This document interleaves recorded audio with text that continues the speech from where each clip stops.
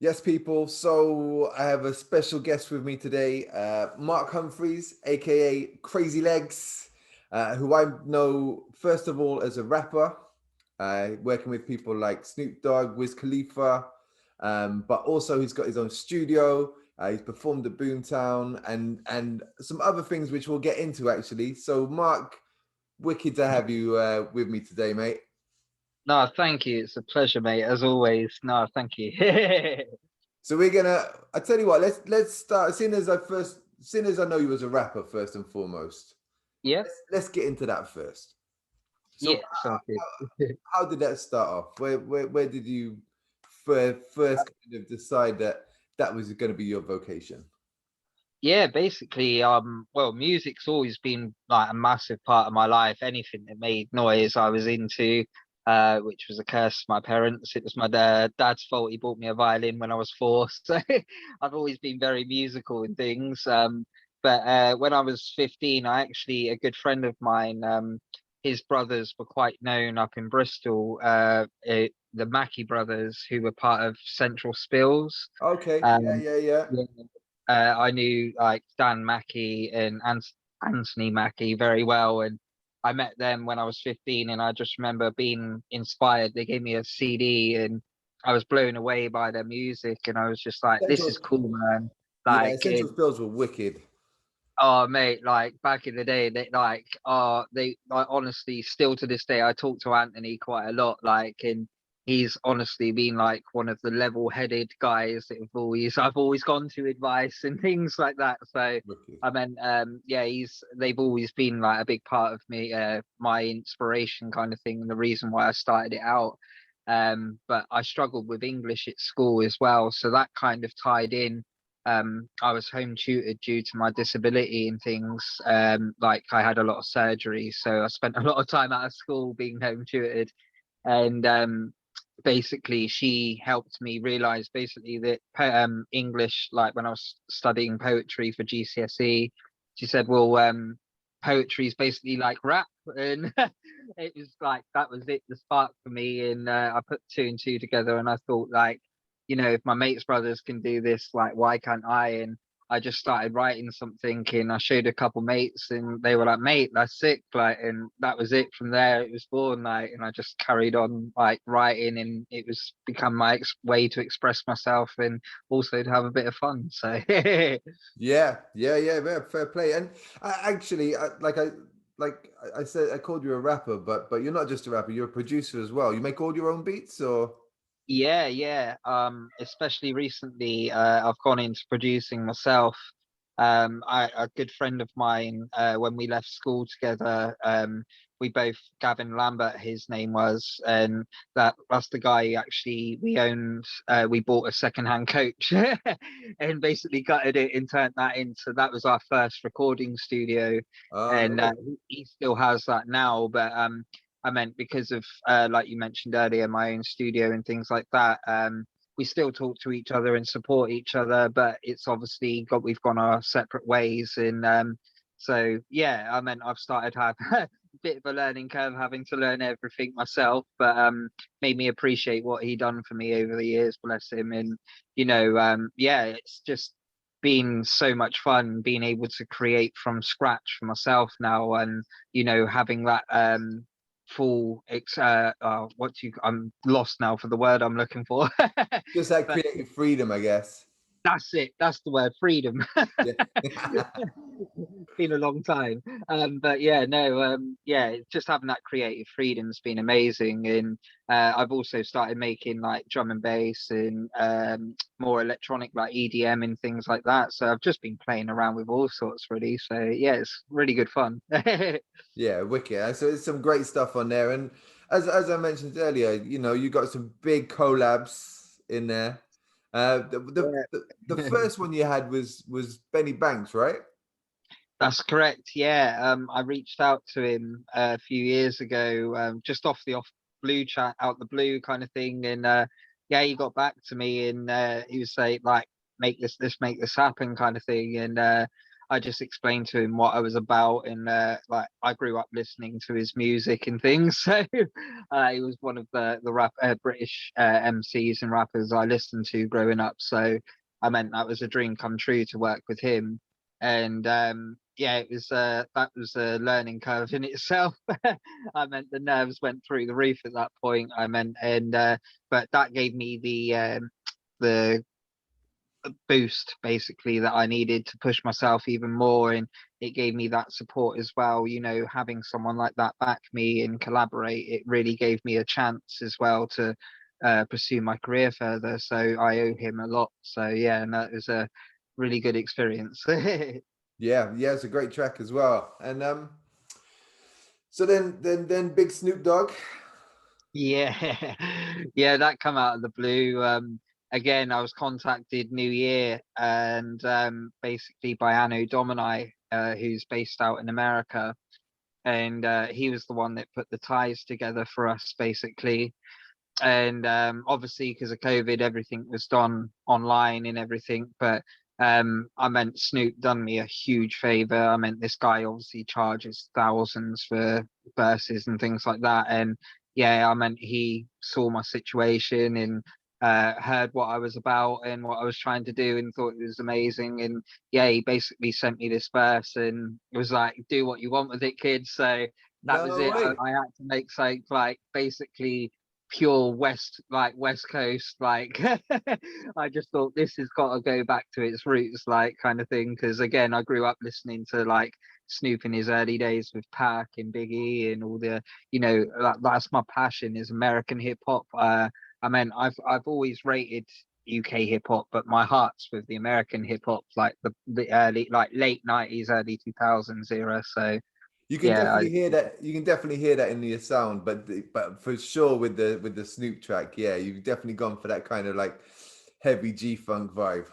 yeah, man. It was nice. Like it was just refreshing to like I miss that kind of music and to be in honor. It was an honor as well. Just so surreal to be working in, and especially when I heard that verse for the first time, to hear that voice and know like who it was. It kind of like took me a few days just to get my head around what I was doing. And yeah, it was again, it was another confidence boost and you know, help me believe in myself and, you know, prove that, you know, to other disabled artists that these things can be achieved. And, you know what I mean? That you've just got to reach out sometimes and like communicate. And that's what it's all about. And let's talk a little bit about you mentioned Snoop kind of said about your situation. You are in a wheelchair, Yeah. and am I right? It's spina bifida. Yeah. Yeah. I was born with spina bifida. So So obviously quite a struggle for just to kind of do shows and things like that, I guess. How have you found yeah. that? I've always, well, I've been lucky in my sense. I use a manual wheelchair, and I've always been surrounded by good friends and amazing people. And if there's a staircase or anything like that, people won't even hesitate to grab hold of my chair and lift me up the stairs. I mean, like when obviously I performed at Boomtown and things like. Even the scrapyard stage, like being up on that podium, like even though it was a staircase to go up, like Al, bless his heart, and a few of the others, they lifted me up, and it was amazing. Like just to be up in that podium, to be included like that, like meant the world to me.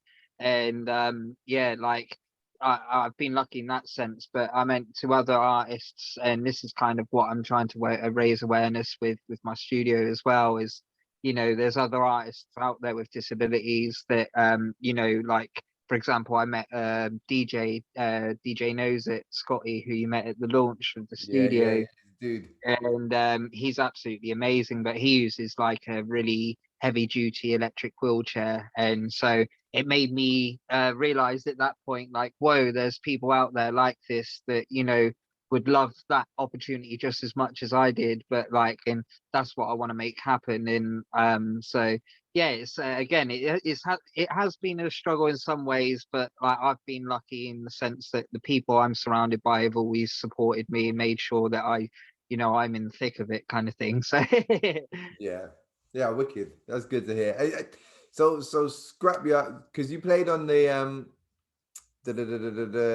Crazy Calamities.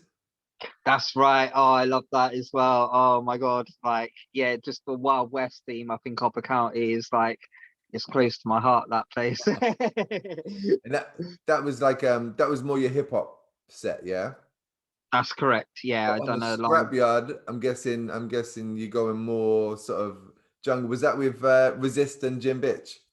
That's right. Yeah, the Uncommon Records family again, like absolute brothers to me. Like they've always looked after me, and I've done the Sunday rave with them a couple of times. They asked me to go down and party with them down there, and it's always vibes with them. I mean, they're amazing guys, and but yeah, with the Scrapyard, it was drum and bass, just hosting basically, and uh, it's I've always done what is basically used some of my hip hop lyrics just over the drum and bass. It's a little bit quicker, so I break things up and use them as hype bars and that, and it seems to work. So yeah, it was an amazing opportunity. And Crazy Calamities, like you said, I was able to do a proper set with my solo tracks and my actual hip hop music. And again, I had a really good warm reception there, and everyone's just so welcoming and supportive, and I can't thank you guys enough for like what everything that Boomtown does for disabled artists and making sure we can get about the site easy enough and enjoy ourselves as much as anyone else. We're gonna have to get DJ Knows It on at some point, aren't we? Definitely. 100%, mate. He's And like, oh, bangers he puts out there. He had me going like, and Rupert, the CEO of the Bath and West, even he was dancing like. So wicked. yeah, that kid's got a good taste of music, man.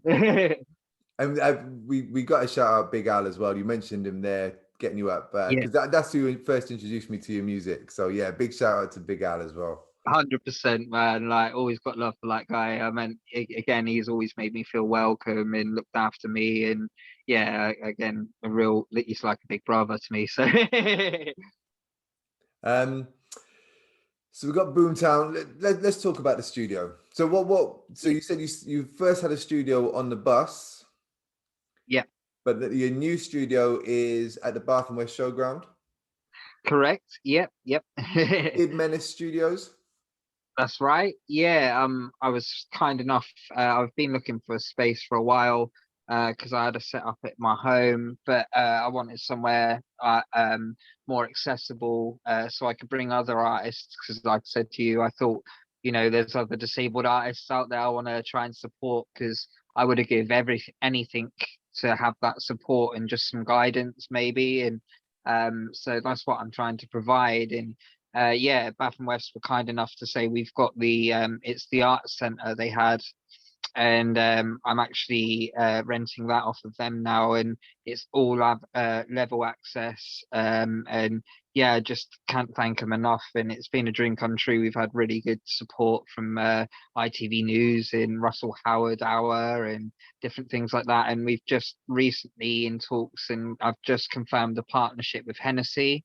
But that's still very early days at the moment. I'm doing a talk for Disability Awareness Day in June with them, but yeah, they're looking at other ways they can support the studio as well. So it's all guns blazing at the moment. Glad to hear it. Glad to hear it. And you had Michael Eavis himself opening the studio.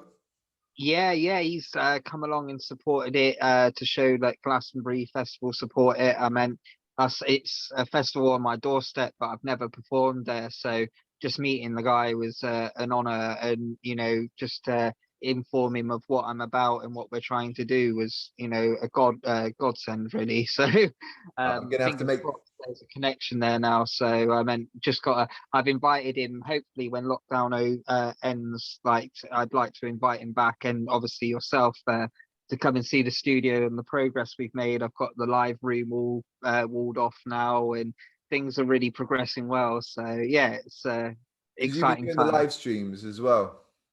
Yeah, yeah. I've just been playing about basically with my like playing tunes that are favorites of mine and things like that. When I get bored, I just start playing music anyway. So I thought, why not go live and put it out there? Like, if anyone's bored at home, they can live like lock in and if they're doing housework or just chilling or whatever. It's like I do. I just plod around the house and I got the hip hop on, or like sometimes I'll listen to, like I say, more like electronic stuff and that. So, or classic rock as well. I'm a big rock fan because of my dad. So, yeah, I listen to all sorts, mate.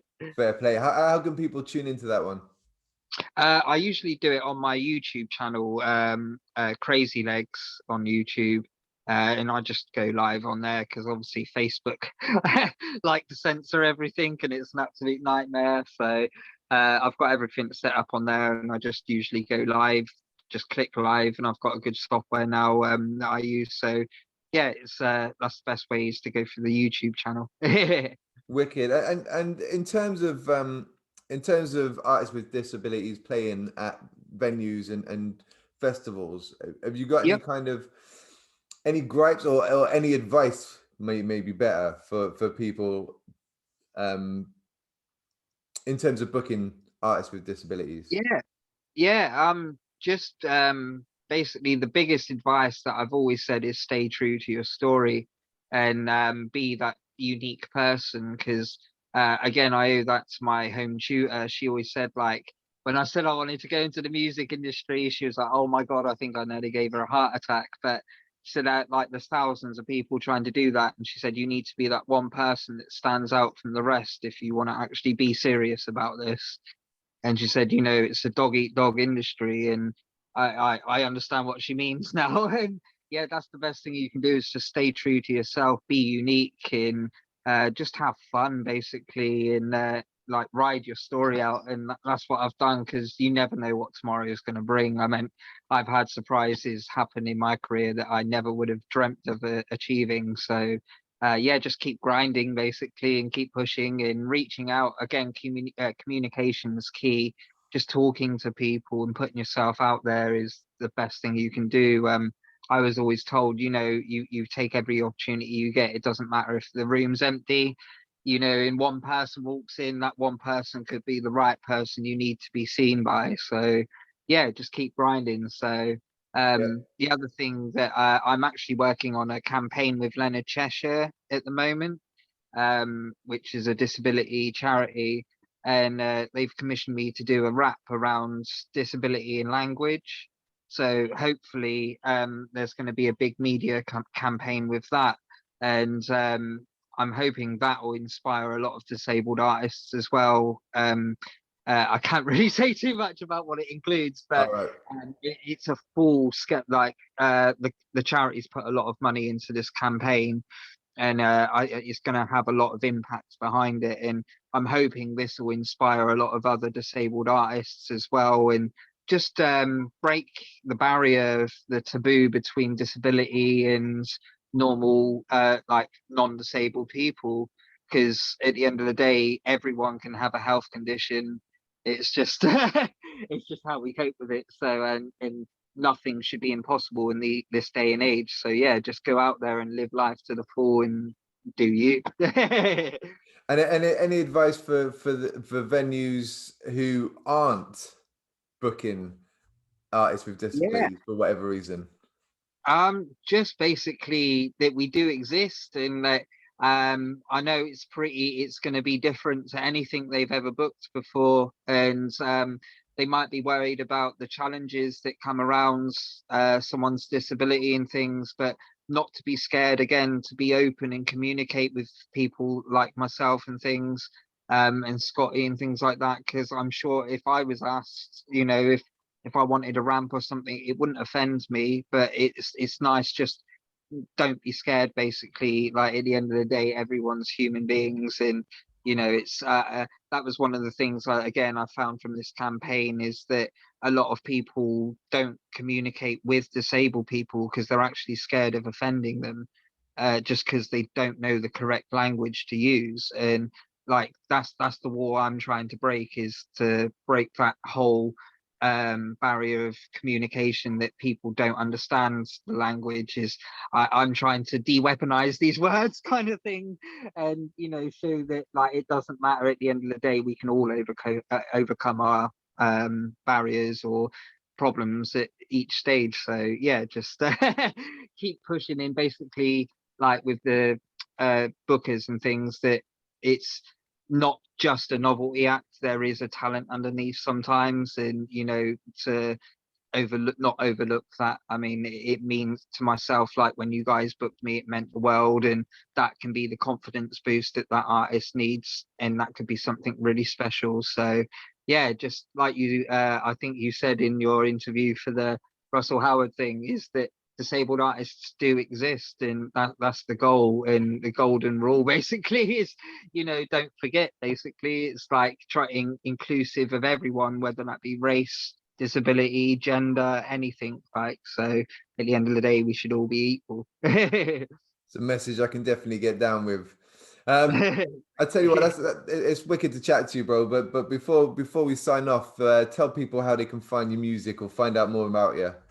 Yeah, I actually have a website now for the studio, which is a GoDaddy site at the moment. It's just a free website that I've set up.